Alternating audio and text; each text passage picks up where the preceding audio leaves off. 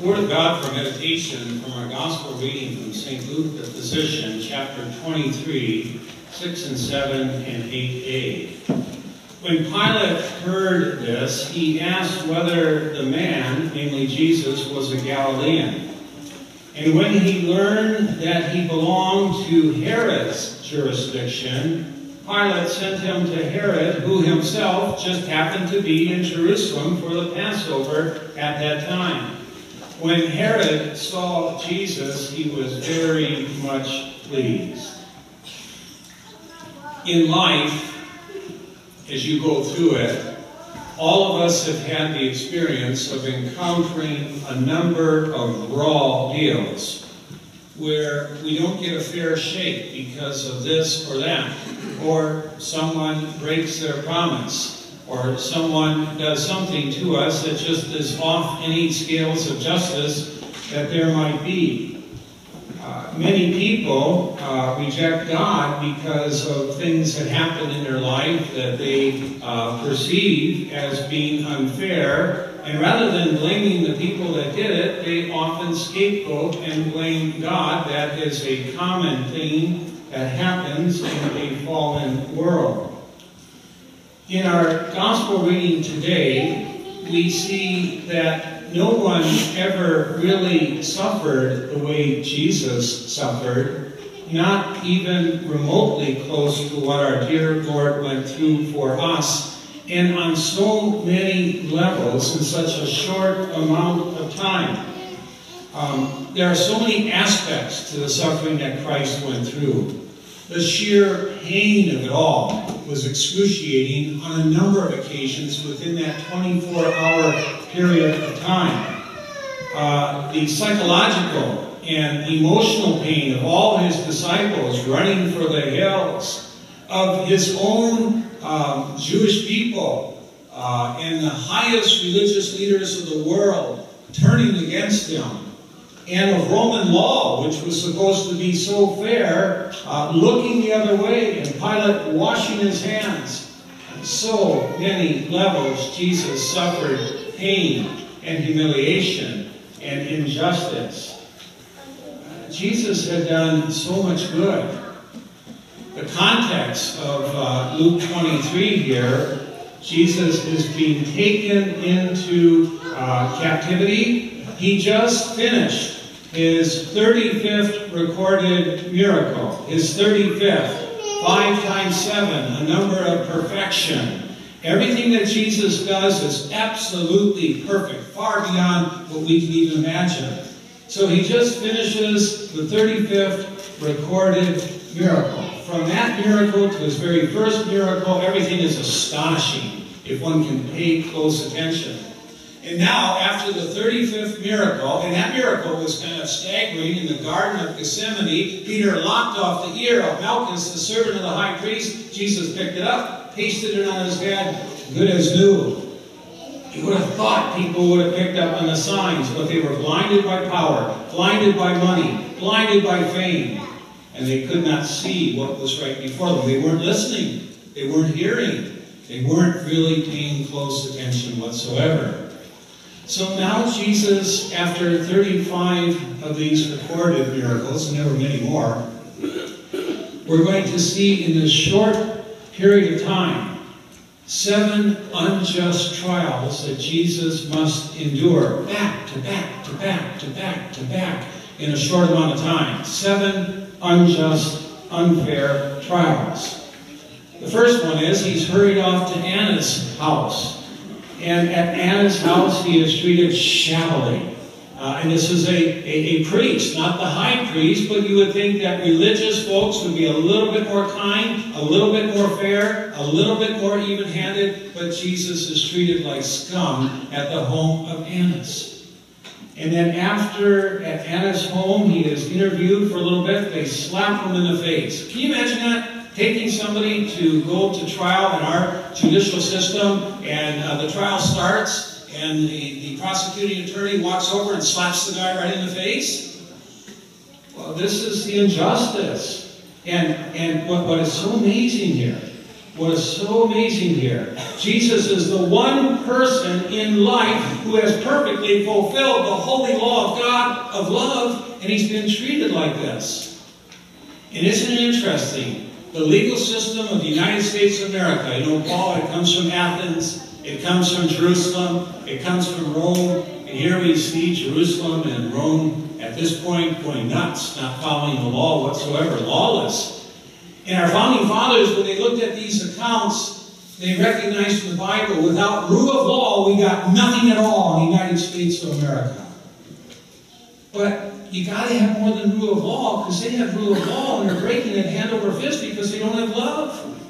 And that's why John Adams and the founders and framers said, in addition to rule of law, without which we have nothing at all, we have to have good citizens who are virtuous, who are loving, who are kind, who are law-abiding. And the only thing that can move them to that direction is that great love made known from the cross. So we need the message of the cross on the one hand, and rule of law if we're going to be able to sustain liberty.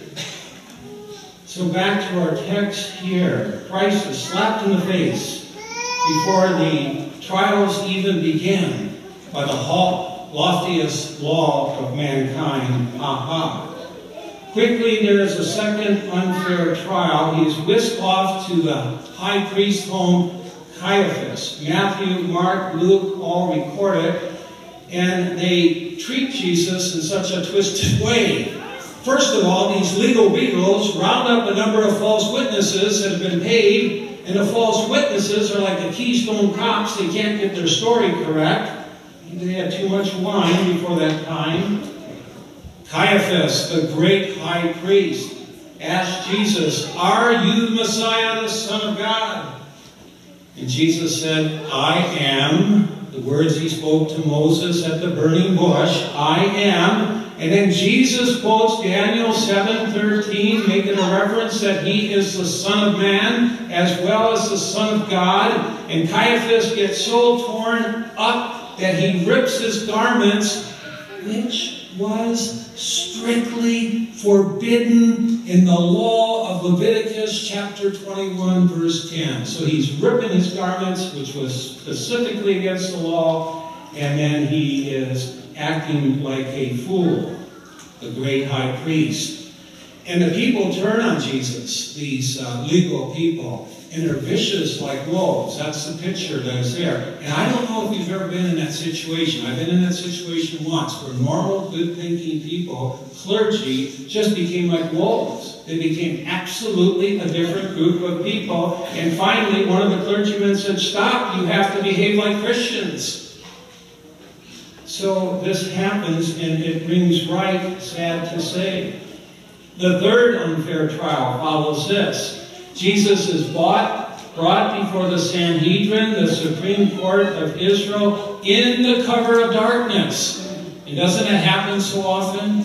Our laws are passed, even in America, in the cover of darkness. Nobody knows what's going on. And only Christ's love can move us toward transparency, as well as kindness, as well as love, as well as goodwill. And so he's asked by the Sanhedrin if he is the Son of God, and Jesus calmly says yes.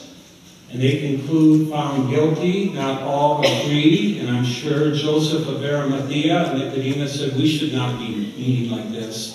This is unheard of." So then the fourth unfair trial occurs. They move from Caiaphas' place to Pilate's hall. Matthew, Mark, Luke all describe what's going on. And so Pilate asks the religious leaders, "What has this Jesus of Nazareth done?" "He's an evildoer." Pilate looks at them, "You want to crucify a man for this vague charge that he's an evildoer? You've got to be more specific than that." And he said, "Well, he's perverted the nation." They didn't have a stitch of information for that. He did more good for the nation than 1,000, 10,000 prophets could do, so that was a bold lie. And they said, "He said that we shouldn't pay taxes to Caesar." And yet Jesus spoke the greatest words on the relationship of faith and government when he said, "Render to Caesar the things that are Caesar's, and to God the things that are God. So they lied again, these holy men, these legal beagles, before Pilate, and they were lying to their teeth repeatedly here. And then finally, they did get something right. He claimed to be the Messiah. Pilate began to see the predicament that he was in, and he takes Jesus aside. They have this long discourse. And Pilate, who is a very grizzled veteran of all kinds of war and battles, says to Jesus at one moment, "What is truth?" He doesn't believe that there really is truth in the world, and yet he's trying to, in his own way, keep untruth from happening, trying to keep lawlessness from occurring. And Pilate quizzes Jesus, talks to Jesus. His wife said, "Don't do this. This is a righteous man. I had a dream here." And Pilate doesn't listen to his wife, doesn't listen to his conscience, but still he's trying to figure a way out. And he comes back to the Jewish people and he says, "I don't find any capital crime that this Jesus of Nazareth has committed." So Pilate does what good politicians, bad politicians try to do all the time, pass the buck. Herod just happened to be in Jerusalem, and Pilate, quick-witted, said, "I detected a little bit of Galilean in your voice. Aren't you from Galilee?" And Jesus said, "Yes." "Ah, that's Herod's jurisdiction." And he sent out an order to get Herod to talk to Jesus, hoping to pass off the decision to Herod. And Herod was a king-sized squirrel, a real wicked, iniquitous kind of man, and he was looking forward to talk to Jesus. He had beheaded John the Baptizer for speaking the truth of Exodus 20, that Herod had been wrong and stealing the wife of his brother. But Herod had wanted to see Jesus. He heard all about these miracles, and he was hoping that maybe Jesus would perform some kind of carnival, some kind of great set of signs there and miracles and entertain him. But as Jesus goes before Herod in that fifth unfair trial, he does not say one single word. Not a single word. He's not going to throw pearls to the swine. And on top of that, Jesus is keenly aware of everything that's going on. Jesus knows that he must die on that cross on Friday.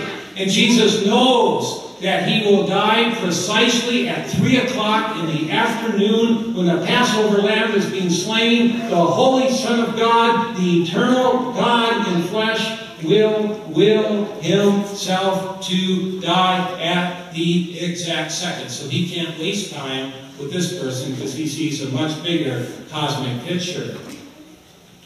So Jesus speaks not a word. Therefore, Herod can find nothing guilty about him. And that day, Squirrely Herod and Grizzly Pilate became strange friends. The sixth trial, Herod kicks it back to Pilate there. And Pilate is really, in his own way, trying to do everything he can to get a measure of justice. And he says, how about we just have Jesus whipped badly with a cruel cat o' nine tails? Give him 270 scars on his back. I know there's a chance he might die if that happens, because often the body rips open and the insides spill out. Maybe that will be enough for those Jewish leaders here. And so, no, that's not enough. They cry, crucify him, crucify him. Pilate reaches into his pocket. He's got one more trick up his sleeve. There is a custom that at Passover they can offer the opportunity to get one person free from capital punishment. So Pilate, again, kind of a sharp mind in his own way, picks Barabbas, who is an insurrectionist and is known for murder and capital crimes, and he lines him up with Jesus, Barabbas, son of the Father, versus the Father's son, Jesus, who did nothing but good and did nothing but love, lines him up, and guess who they chose? Free Barabbas, crucify Messiah. Free Barabbas, crucify Jesus. Free the murderer, crucify the innocent. And there you see human justice injustice at its worst. The Jews demanded crucifixion. The people there were paid to howl and scream and yell and shout and intimidate and try to order their way. And Pilate is fearful. Pilate is fearful at this point, because if word gets back to Caesar that he has allowed someone that they claimed was a king, Pilate's head could roll. And so Pilate asked them, "Shall I crucify your king?" And here they sold their soul to hell. "Oh, Pilate, we have no king but you." Oh, man. How could the religious people ever sell themselves that way? And then there's the seventh and final unfair trial. Jesus is hauled off to the Praetorian court. They strip him. They put a purple robe on him. They stick into his skull a crown of thorns. They put a reed in his hand. They drive that crown into his head more and more. They bow at their knees. They mock Jesus. They cry, "Hail to the King of Jews!" and abuse him, and abuse him, and abuse him. All of this Jesus went through for you. Every single bit of it he went through for you and me and all these unjust trials. And in his great love, he would work it together for the good of salvation for mankind, because that would take him to the cross, where there, he, the just, would die for the unjust, that by his love and by his forgiveness and by his blood and by his perfect life for us, he would bring us to God. By grace, by love. It's interesting that one of the readings between now and Good Friday is the fiery furnace reading in our lectionary system. And oh, what a set of fiery trials Jesus went through. And he was willing to be cursed on the cross to hell, that we might receive the gift of heaven. We might know that we're loved. So, whenever injustice comes your way, think of Holy Week and think of how the Lord marches ahead. And in love for you, works everything together for good. Peace of God that surpasses all understanding, may guard and keep your hearts and minds in the only Savior of sinners, perfect love, who dwells in our heart as God and man, Jesus, our risen Savior.